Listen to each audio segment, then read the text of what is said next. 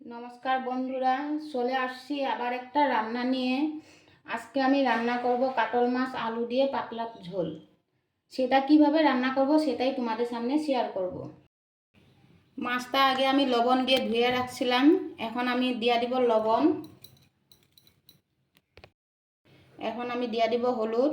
হলুদ দিয়ে সুন্দর করে আমি মেখে নিব।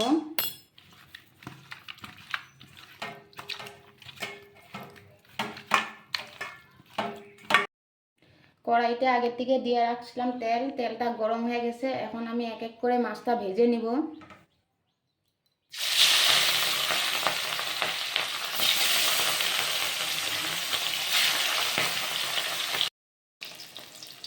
একদিকে মাছটা ভাজা হয়ে গেছে, আমি উল্টো দিকে এখন ভেজে নিব।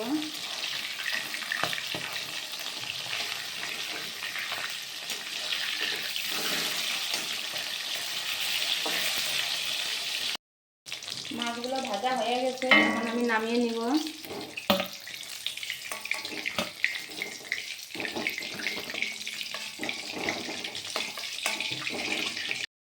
এরকম করে আমি বাকিগুলো মাছও ভেজে নিব।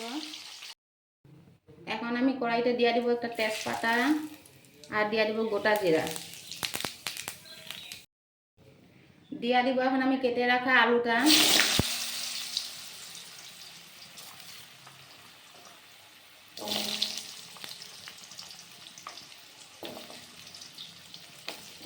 এখন আমি সুন্দর করে ভেজে নিব।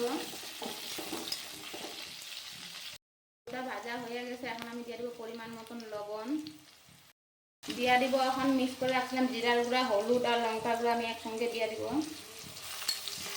একসঙ্গে দিয়ে আমি ভেজে নিব।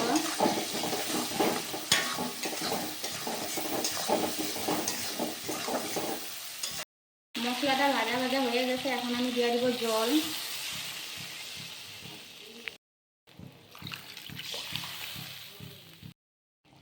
এখন আমি দিয়ে দিব ভেজে রাখা মাছটা।